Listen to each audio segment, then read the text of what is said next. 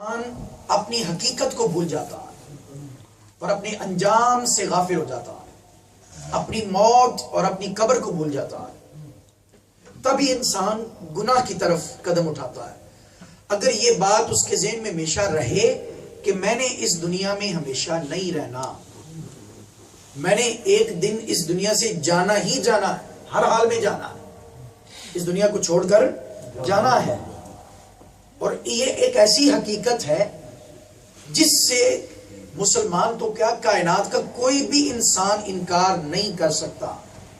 یہ کوئی اختلافی مسئلہ نہیں ہے، مسلکی مسئلہ نہیں ہے، یہ ایک ایسی حقیقت ہے جس کو ہر مسلمان اور ہر کافر، ہر انسان دنیا کا مانتا ہے، اس حقیقت سے انکاری نہیں ہے۔ ہر بندہ اس بات کو تسلیم کرتا ہے کہ موت آنی ہے، موت مانتا ہر ایک ہے، لیکن اس کو یاد کوئی رکھتا ہے۔ یاد جو ہے وہ اللہ تعالیٰ نے قرآن پاک اگر آپ مطالعہ کریں تو قرآن پاک میں جو مضامین کثرت کے ساتھ بیان کیے گئے ہیں، ان مضامین میں سے ایک اہم جو ٹاپک ہے، ایک اہم مضمون ہے، وہ فکر آخرت کا ہے۔ آخرت کی یاد، آخرت کے بارے میں فکر کرنا، سوچ کرنا، اپنے انجام کے بارے میں، اپنی موت کے بارے میں اور اپنی قبر کے بارے میں۔ زیادہ تر مضامین قرآن پاک کے، اگر اب بالکل آخری جو پارے ہیں وہ تو سارے ہیں ہی تقریباً انہی مضامین پر ہیں۔ بار بار انسان کو اس کی حقیقت یاد دلائی گئی، انسان اپنی حقیقت پہ غور کر، اپنی اصل پہ غور کر، اور اپنے انجام کو یاد رکھ، اپنی موت کو یاد رکھ، اپنی آخرت کو یاد رکھ، اور اس بات کو ہمیشہ ذہن میں رکھ کہ میں نے اپنے ہر عمل کا جواب رب کی پاک بارگاہ میں پیش ہو کے رب کو دینا ہے۔ یہ بارہا مرتبہ کہا گیا، اور ہمیں جھنجھوڑ کے کہا گیا کل نفس ذائقۃ الموت، ہر نفس نے موت کا ذائقہ چکھنا ہے، موت کے دروازے میں سے ہر ایک نے گزرنا ہے، کوئی بھی اس سے نہیں بچ سکتا۔ یہاں تک قرآن نے اپنے پرزور انداز میں بات کی، فرمایا اینما تکونوا یدرککم الموت ولو کنتم فی بروج مشیدہ، فرمایا تم موت سے یاد رکھیں، دنیا میں کوئی ڈیتھ پروف کمرہ نہیں ہے، کوئی ڈیتھ پروف جگہ نہیں ہے۔ ہم ساؤنڈ پروف جگہ بنا لیتے ہیں، ٹھیک ہے، بلٹ پروف، یہ ساری چیزیں ہو جاتی ہیں، لیکن ڈیتھ پروف کوئی چیز نہیں ہے جس سے موت سے بچاؤ کے لیے کوئی کمرہ نہیں ہے ہمارے پاس، کوئی جگہ نہیں ہے۔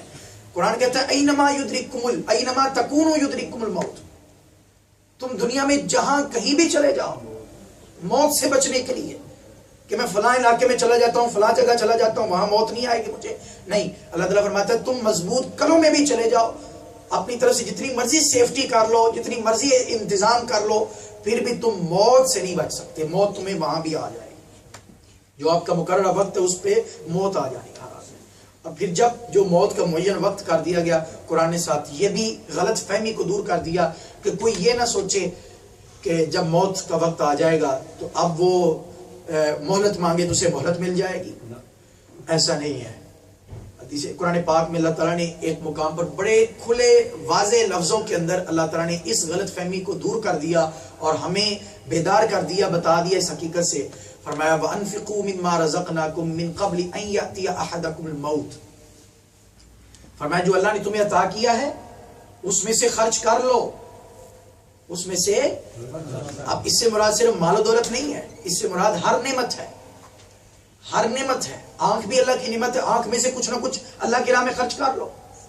کان بھی اللہ کی نعمت ہے، کان میں سے کچھ نہ کچھ خرچ کر لو۔ اب کہیں گے مال خرچ کرنا تو سمجھ آتی ہے، یہ آنکھ خرچ کرنا کیا ہوتا ہے؟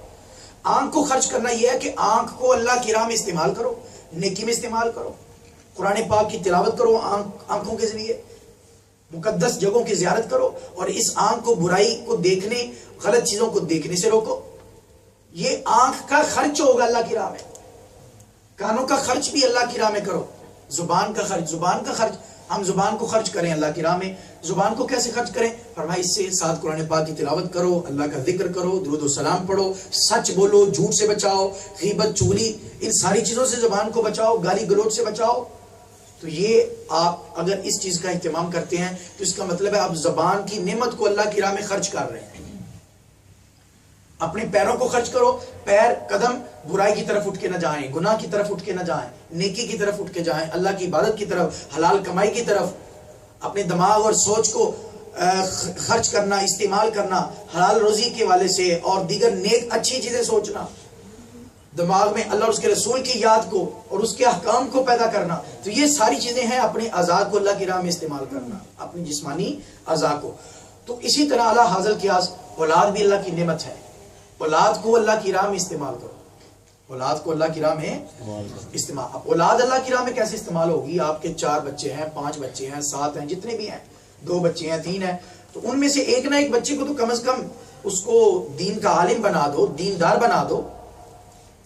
عام طور پر ایک ذہن میں کنسیپٹ بنا ہوا ہے ہمارے معاشرے میں، جو غلط فہمی بنی ہوئی ہے، ایک دین کا عالم بنانے سے مراد ضروری نہیں ہے کہ وہ کوئی آ کے مسجد میں باقاعدہ امام لگ جائے یا خطیب. ویسے بھی دین کا علم حاصل کرنا جو ہے وہ ہر مسلمان پر فرض ہے، بنیادی چیزوں کا تو سب پر فرض ہے، لیکن پورا عالم بنانا یہ اگرچہ سب پر فرض نہیں ہے، لیکن کچھ نہ کچھ افراد تیار ہونے چاہیے. قرآن نے کہا فلولا نفر من کل فرقۃ منهم طائفہ، ٹھیک ہے کہ ایک جماعت، ایک گروہ تو ہونا چاہیے پوری بستی میں سے، کچھ لوگ تو ہوں جو تیار ہوں دین کے لیے. تو اگر آپ کو اللہ نے 4 5 6 جتنے بچے عطا کیے ان میں سے ایک بچہ تو کم از کم اس قابل کر دیں کہ وہ پورے آپ کے گھر کو اور پوری فیملی کو، پورے خاندان کو سنبھال لے، دینی والے سے، دینی رہنمائی کے والے سے، اس کے پاس دین کا نالج ہونا چاہیے. تو یہ اگر آپ ایسا کرتے ہیں تو وہ آپ اپنے بچوں میں سے اللہ کی راہ میں کچھ نہ کچھ خرچ کر رہے ہیں. یہ ہے وَأَنفِقُوا مِمَّا رَزَقْنَاكُم مِّن قَبْلِ أَن يَأْتِيَ، اور میں کب خرچ کرو؟ فرمایا مِن قَبْلِ أَن يَأْتِيَ أَحَدَكُمُ الْمَوْتُ، موت آنے سے پہلے پہلے، موت آنے سے پہلے پہلے. فرمایا کیوں؟ فَيَقُولَ رَبِّ لَوْلَا أَخَّرْتَنِي إِلَىٰ أَجَلٍ قَرِيبٍ. فرمایا ایک انسان کا نقشہ کھینچا گیا، وہ انسان جو غفلت میں زندگی گزار دیتا ہے اور اللہ کی دی ہوئی نعمتوں میں سے اللہ کی راہ میں خرچ نہیں کرتا، تو جب اس کی موت کا وقت قریب آتا ہے تو وہ دیکھتا ہے کہ یہ جو جسمانی اعضاء تھے، میرے پارٹس آف باڈی جو ہیں، ان کو میں نے اللہ کی راہ میں استعمال نہیں کیا، میں نے اپنے بچوں کو بھی نیک اور صالح نہیں بنایا، انہیں بھی دیندار نہیں بنایا، تو اور میں نے اتنا مال جمع کر لیا وہ بھی اللہ کی راہ میں خرچ نہیں کر، ساری زندگی جمع ہی کرتا رہا، خرچ نہیں کیا. اسی طرح میرے پاس اب بالکل موت کا وقت قریب آ چکا ہے، اب وہ اللہ تعالیٰ کی پاک بارگاہ میں دعا کرتا ہے. قرآن نے اس کا وہ دعائیہ منظر بیان کیا ایسے بندے کا، وہ کہتا ہے فَيَقُولَ رَبِّ لَوْلَا أَخَّرْتَنِي إِلَىٰ أَجَلٍ قَرِيبٍ، وہ کہتا ہے کہ مجھے تھوڑی سی مہلت مل جائے. اللہ کی پاک بارگاہ میں دعا کرتا ہے مولا مجھے تھوڑی سی مہلت عطا کر دے. کس کام کے لیے؟ کس کام کے لیے؟ آگے وہ کہتا ہے فَأَصَّدَّقَ وَأَكُن مِّنَ الصَّالِحِينَ، مولا مجھے تھوڑی سی مہلت دے دے، یہ میں نے اتنا مال جمع کر رکھا ہے، اب میں اس کو ساتھ تو لے جا نہیں سکتا، قبر میں ساتھ تو لے جا نہیں، سب کچھ ادھر ہی رہ جانا، دھڑے کا دھڑا، سارا کا سارا ادھر رہ جانا ہے. یہ میرے پیچھے جو بچے ہیں میں ان کو دیندار اس قابل بھی نہیں بنایا کہ میرے مرنے کے بعد یہ میرے لیے دعائیں مغفرت کر سکے. یعنی یہ اس قابل بھی نہیں ہے، انہیں ہو سکتا ہے نماز جنازہ بھی نہ آتا ہو، کہ باپ کا جنازہ پڑا ہو اور انہیں پتہ ہی نہ ہو کہ باپ کے لیے دعا کیا مانگنی ہے، نماز جنازے کی مغفرت کی دعا کیا ہے. میں نے اپنے بچوں کو اس قابل بھی نہیں کیا کہ ان کو دعا کا طریقہ بھی نہیں سکھایا. تو یہ انسان کو ایک فکر، اس وقت یہ سارا آنکھیں کھلتی ہیں انسان کی اور بیدار ہوتا ہے، اور پھر وہ مہلت مانگتا ہے. کس کام کے لیے؟ قرآن کہتا ہے فَصَدَّقَ، وہ کہتا ہے مولا مجھے تھوڑی سی تو مہلت دے دے، یہ جو میں نے اتنا سارا مال، یہ تو ورثاء نے اس پہ عیش کرنی ہے اور حساب قبر میں مجھے دینا پڑے گا، اس کا حساب جو ہے وہ میں نے قبر میں دینا، تو کچھ نہ کچھ تو تیری راہ میں صرف کیا ہوتا. وہ اس وقت حسرت کرے گا، افسوس کرے گا اپنے اس بات پہ. اور اللہ کی پاک میں فَصَدَّقَ، مولا مجھے تھوڑی سی مہلت دے دے، میں کچھ نہ کچھ تو مال تیری راہ میں صدقہ کر دوں جو میرے لیے نجات کا ذریعہ بن جائے، میری بخشش کا ذریعہ بن جائے. اور پھر کہتا ہے وَأَكُن مِّنَ الصَّالِحِينَ، مولا مجھے تھوڑی سی تو مہلت دے دے، میں کچھ نیک عمل کر لوں.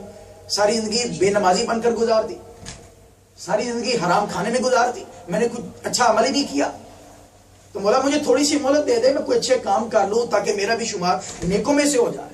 اب یہ کیفیت قرآن نے ایک منظر کھینچا ہے اس شخص کا جس نے غافل ہو کے زندگی گزار دی، بے نمازی بن کر زندگی گزار دی، نہ اولاد کی تربیت کی، نہ اولاد کو نیک کیا، اور اس کے بعد نہ ہی اپنی ذات پہ کوئی، اپنی ذات کو اس نے نیکی کے کاموں میں شامل کیا، بس اسی طرح غفلت کے ساتھ، لاپرواہی کے ساتھ زندگی گزار دی، بدکار بن کر، فاسق و فاجر بن کر. تو جب اس کا آخری وقت آتا ہے تو اس کا یہ نقشہ قرآن نے کھینچا ہے. اب یہ اس نے اس کی التجائیں بیان کر دی. اللہ کی پاک بارگاہ سے جواب کیا آئے گا؟ اللہ تعالیٰ فرماتا ہے وَلَن يُؤَخِّرَ اللَّهُ نَفْسًا إِذَا جَاءَ أَجَلُهَا. اے بندے تو تھوڑی سی مہلت مانگ رہا ہے، جو ہم نے وقت معین کر دیا ہے، اب اس کے بعد تمہیں ایک سانس بھی نہیں ملے گا. اللہ تعالیٰ فرماتا ہے وَلَن يُؤَخِّرَ اللَّهُ نَفْسًا إِذَا جَاءَ أَجَلُهَا، تمہیں ایک سانس بھی نہیں ملے گا. پوری زندگی تھی تمہارے پاس، زندگی کے 50 60 70 80 سال تم نے گزار دیے غفلتوں میں. اب تمہارا وقت آن پہنچا، اب نہیں موقع ملے گا، اب تمہیں ایک سانس بھی نہیں ملے. تو یہ ہمیں پہلے ہی دیکھیں اللہ تعالیٰ نے پہلے ہی خبر دے دی، بجائے اس کے کہ وہ وقت ہم پر آئے، ہمیں ہماری زندگی کے اندر جیتے جاگتے ہی ہمیں خبردار کر دیا گیا، ہمیں آگاہ کر دیا گیا، بتا دیا گیا کہ یہ اس کیفیت سے اپنے آپ کو بچا لینا، تاکہ اس وقت صرف حسرت ہی حسرت رہ جائے گی، پھر کچھ موقع نہیں ملے گا. پھر جو ہے کہتے ہیں نا عربی کا ایک مقولہ، لا تصاب الفرص فی کل وقت، موقع بار بار نہیں ملا کرتے، گیا وقت واپس نہیں لوٹتا. تو یہ اب وقت ہے ہمارے پاس. اس لیے نبی کریم صلی اللہ علیہ وسلم نے فرمایا اغتنم خمسا قبل خمس، 5 چیزوں کو 5 چیزوں سے پہلے غنیمت سمجھ لو، 5 چیزوں کی اہمیت 5 چیزوں سے پہلے جان لو. ان میں سے ایک چیز فرمایا حیاتک قبل موتک، فرمایا اپنی زندگی کو اپنی موت سے پہلے غنیمت سمجھ لو، اپنی زندگی کو اپنی موت سے پہلے غنیمت سمجھو. غناک قبل فقرک، اپنی مالداری کو اپنے غریب ہونے سے پہلے اس کو غنیمت جان لو، سمجھ لو. آج دولت ہے، کل ایسا وقت بھی آ سکتا ہے کہ تم کنگال ہو جاؤ، غریب ہو جاؤ، تمہارے پاس کچھ نہ بچے. آج اس دولت سے فائدہ اٹھا لو اور اللہ کی راہ میں صرف کرو.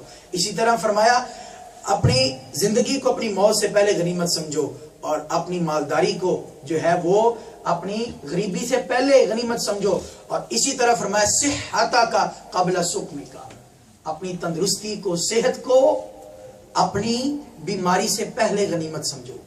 آج تندرست ہو، صحت مند ہو، ہڈیوں میں جان ہے، طاقت ہے، جوان ہو، شباب ہے، یہ سب کچھ ہے. اسی طرح اسی حدیث کا ایک حصہ شباب کا قبل حرمی کا، بوڑھے ہونے سے پہلے اپنی جوانی کو غنیمت سمجھ لو. گویا حضور نے فرمایا ان ساری چیزوں سے پہلے، بڑھاپے سے پہلے جوانی کو غنیمت سمجھ لو، موت سے پہلے حیات کو غنیمت سمجھ لو، غریب ہونے سے پہلے مالداری کو جو ہے وہ غنیمت سمجھ لو. ہمیں پہلے آگاہ کر دیا گیا آج نعمتیں ہیں تو نعمتوں کو اللہ کی راہ میں کسی نہ کسی صورت میں استعمال کرو. تو یہ رمضان مبارک کی تعلیمات میں سے ایک اہم تعلیم جو ہے وہ موت کی یاد ہے، وہ آخرت کی فکر ہے. جو اپنی آخرت کی فکر کرتا ہے، اپنی موت کی فکر کرتا ہے اور فکر کر کے اپنے آپ کو گناہوں سے بچاتا ہے، وہی حقیقت میں سمجھدار ہے. نبی کریم صلی اللہ علیہ وسلم کی پاک بارگاہ میں سوال کیا گیا. عبداللہ ابن عمر رضی اللہ تعالیٰ عنہ بیان کرتے ہیں، انہوں نے آقا علیہ السلام کی پاک بارگاہ میں سوال کیا. آقا سوال کیا کیا؟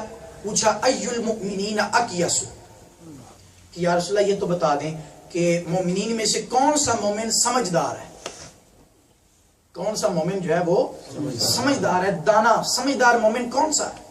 تو آقا علیہ السلام نے فرمایا سمجھدار مومن، آقا علیہ السلام نے فرمایا اکثرهم ذکرا للموت واحسنهم له استعدادا، او کما قال علیہ السلام.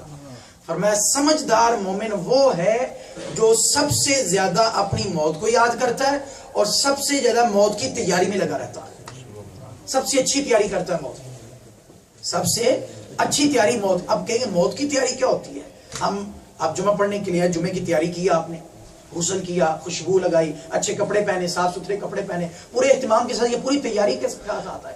تو موت کی تیاری کیا ہے؟ ذہن میں سوال آتا ہے موت کی ڈیتھ کی، اس کی بھی کوئی تیاری ہے؟ تو موت کی جو حضور فرما رہے اس کی بھی اچھی طرح تیاری، اس کی تیاری کیا ہے؟ اچھے کپڑے پہننا، خوشبوئیں لگانا، کیا یہ موت کی تیاری ہے؟ نہیں. موت کی تیاری یہ ہے کہ بندہ نیک اعمال کرے اور اللہ اور اس کے رسول کو راضی کرے، اللہ اور اس کے رسول کو راضی کرے. یہ موت کی تیاری ہے. اپنے آپ کو گناہوں سے بچائے، نافرمانیوں سے بچائے، اور جو اللہ تعالیٰ نے جو احکام فرض کیے ہیں ان پر عمل پیرا. مثلا نماز فرض کی ہے تو نماز میں غفلت نہ کرے، روزے فرض کیے ہیں تو روزوں میں غفلت کوتاہی نہ کرے. یہ ہے موت کی تیاری. سچ بولے، جھوٹ نہ بولے، چغلی غیبت سے اپنی زبان کو بچائے، گالی گلوچ سے اپنی زبان کو بچائے، دل کو بغض کینے حسد سے پاک کرے. یہ ہے موت کی تیاری. ان ساری چیزوں کا اہتمام کرنا، یہ ہے موت کی تیاری. تو فرمایا آقا علیہ السلام نے سمجھدار مومن وہ ہے جو کثرت کے ساتھ اپنی موت کو یاد کرتا ہے اور پھر اس کی سب سے اچھی تیاری کرتا ہے، موت کی جو ہے وہ اچھے طریقے سے تیاری کرتا ہے. تو اب دیکھیں یہ اس بات سے کوئی بھی انکار نہیں. اگر ہم غور کریں اس کائنات پہ غور کریں تو کائنات کی ہر چیز ہمیں یہی میسج دے رہی ہے، ہمیں یہی پیغام دے رہی ہے کہ ہر چیز فانی ہے، ہر چیز فانی ہے.